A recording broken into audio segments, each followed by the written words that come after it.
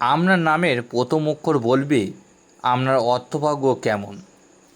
জীবনে কবে আসবে প্রচুর টাকা। এ থেকে জেড নামের অক্ষর অনুযায়ী আপনার আর্থিক ভবিষ্যৎ। কোন বয়সে কোটিপতি হবেন তা আপনার নামের প্রথম অক্ষরেই লুকিয়ে আছে। ধন সম্পদের চাবিকাঠি। একই সাথে পড়াশোনা, একই সাথে কাজ শুরু, তবুও একজন মাত্র 30 বছর বয়সে গাড়ি বাড়ির মালিক হয়ে যায়, আর অন্যজনকে সারা জীবন টাকার পেছনে ছুটতে হয়। কেন এমন হয়? বৈদিক জ্যোতিষ বলছে আপনার নামের প্রথম অক্ষরটি শুধু একটি শব্দ নয়, এটি একটি মহাজাগতিক চাবিকাঠি যা নির্ধারণ করে আপনার জীবনে কত টাকা আসবে এবং কবে আসবে।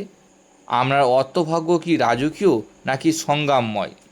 আজ আমরা জানাবো আপনার নামের প্রথম অক্ষর অনুযায়ী আপনার ভাগ্যে কতটা ধন সম্পদ লেখা আছে। পৃথিবীর প্রতিটি শব্দের একটি নিজস্ব ফ্রিকোয়েন্সি বা কম্পন রয়েছে।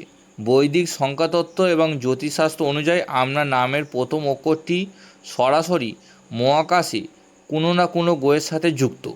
অর্থ বা সম্পদের মূল কারক গ্রহ হল দেবগুরু বৃহস্পতি এবং দৈত্যগুরু শুক্র গ্রহ।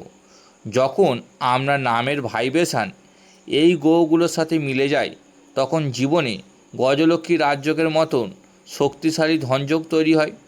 আবার শনি বা রাহুর প্রভাবে জীবনে প্রচুর ওঠাপড়া থাকে।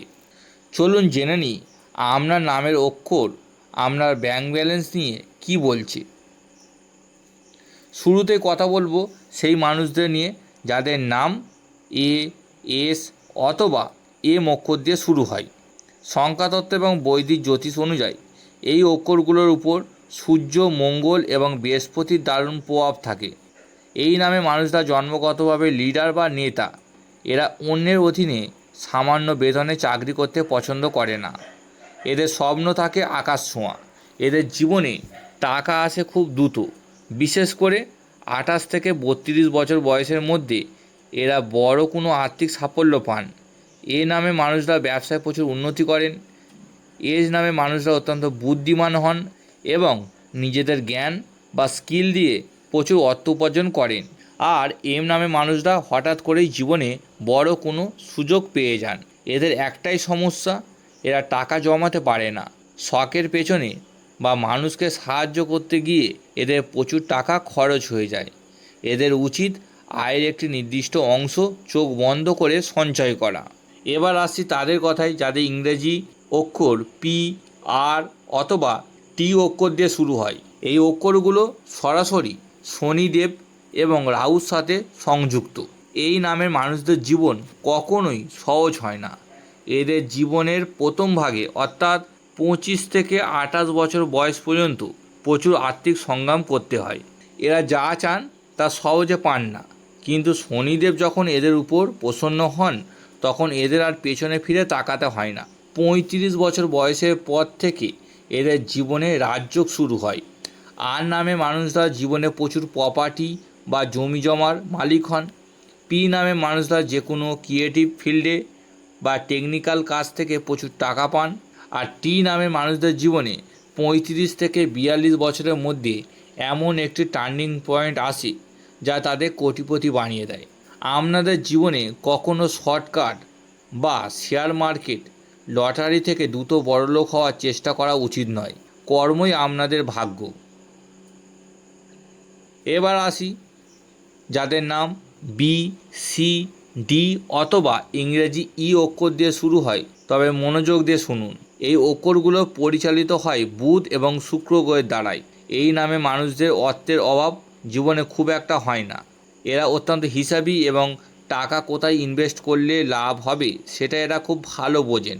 বি এবং ই নামের মানুষরা সাধারণত মিডিয়া, ব্যবসা বা শিল্পকলা থেকে প্রচুর অর্থ উপার্জন করেন। এদের জীবনে বিলাসবহুল বাড়ি এবং গাড়ির স্বপ্ন খুব সহজে পূরণ হয়, সাধারণত 33 বছর বয়সের মধ্যেই। সি এবং ডি নামের মানুষরা একটু সঞ্চয়ী স্বভাবের হন এবং জীবনে ধীরে ধীরে কিন্তু খুব মজবুত একটি আর্থিক স্থিতি তৈরি করেন। এরা অনেক সময় মানুষকে অন্ধভাবে বিশ্বাস করে টাকা ধার দিয়ে ফেলেন এবং সেই টাকা আর ফেরত পান না। আর্থিক লেনদেনের ক্ষেত্রে এদের সাবধান থাকতে হবে। এবার কথা বলবো এল এবং বাকি অক্ষরগুলো, যেমন G, K, N, U, V ও ডব্লিউ নিয়ে। বিশেষ করে এল নামে মানুষদের উপর দেবগুরু বৃহস্পতির একটি বিশেষ আশীর্বাদ থাকে। এরা জীবনের সৎ পথে থেকে প্রচুর টাকা উপার্জন করেন। এদের জীবনে হঠাৎ করেই পৈতৃক সম্পত্তি বা কোনো অপ্রত্যাশিত জায়গা থেকে ধন প্রাপ্তির যোগ থাকে। অন্যান্য অক্ষর যেমন এন বা ভি নামের মানুষরা অত্যন্ত স্বাধীনচেতা হন। এরা জীবনে অনেকবার চাকরি বা পেশা পরিবর্তন করে, কিন্তু যখন থিতু হন তখন প্রচুর অর্থের মালিক হন। এদের অর্থভাগ্য সাধারণত 36 বছর বয়সের পর পুরোপুরি খুলে যায়। বন্ধুরা, এতক্ষণ আমরা নামের অক্ষর অনুযায়ী অর্থভাগ্য জানালাম, কিন্তু অনেকের জীবনে গ্রহের অশুভ প্রভাবে টাকা আসতে চায় না, বা আসলেও জলের মতন খরচ হয়ে যায়। আপনাদের আর্থিক বাধা কাটাতে আজ আমি কিছু অত্যন্ত শক্তিশালী ও পরীক্ষিত প্রতিকার শেয়ার করছি। 1 নম্বর, বাস্তুমতে আপনার বাড়ির উত্তর দিকটি অর্থাৎ নর্থ হলো কুবের বা সম্পদের দিক। এই দিকটি সবসময় পরিষ্কার রাখুন। আর্থিক উন্নতি চাইলে বাড়ির উত্তর দিকে একটি মানি প্ল্যান্ট বা জলের ফোয়ারা রাখুন। 2 নম্বর, টাকা ধরে রাখতে এবং নতুন আয়ের রাস্তা খুলতে ডান হাতে একটি পাইরাইট বা সিড্রিন ক্রিস্টাল ব্রেসলেট ধারণ করতে পারেন।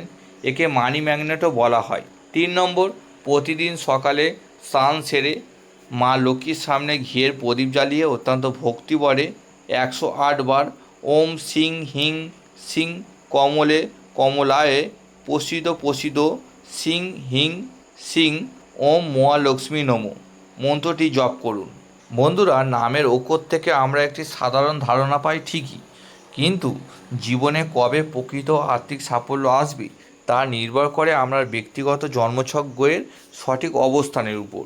আমার সব সাবস্ক্রাইবারদের জন্য আমি একটি বিশেষ সুযোগ দিচ্ছি।